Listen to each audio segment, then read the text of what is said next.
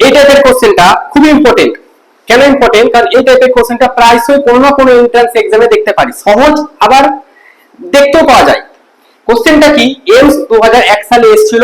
কোশ্চেনটা বলছে একটা এত নিউটন মানের একটা বল আছে, বলটা একটা বস্তুর উপর ক্রিয়া করছে, ঠিক আছে, একটা বস্তুর উপর ক্রিয়া করছে, তার ফলে কি হচ্ছে যে বলটা বস্তুটা সরে গেল, এক জায়গা থেকে এক জায়গা সরে গেল, সরণ হলো 3i + 4j। এবার কৃতকার্যের পরিমাণ, কৃতকার্যের ক্ষেত্রে সূত্র হয় W সমান F ডট S, W সমান F ডট S মানে ওয়ার্ক ডান, কার্য, কার্য কতটা হলো, কার্য একটা স্কেলার রাশি।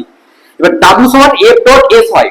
আচ্ছা, এই সূত্রটা আসলে এসছে আমাদের ক্লাস 9 এ আছে, এই সূত্রটা ক্লাস 9 এ আছে। যেদিকে আমরা বল প্রয়োগ করেছি সেদিকেই যদি সরে যায় বস্তুটা, তাহলে অ্যাঙ্গেল কত দূর, থিটা 0 ডিগ্রি, তাই তো? তাহলে থিটা যদি 0 হয়, এটা আসলে সূত্রটা মেন হচ্ছে W সমান FS cos থিটা, ঠিক আছে। এবার cos থিটার মান কত, থিটার মান তো 0 ডিগ্রি, যেদিকে সরণ সেদিকেই বল, তাহলে থিটা 0 ডিগ্রি হলে তখন F ডট S লেখা হয় এটা, ঠিক আছে। সেখান থেকে এই সূত্রটা এসেছে F ডট S। তাহলে F এর মান কত, এটা 3i + 4j। আচ্ছা, আর S এর মান ওইটা 3i + 4j।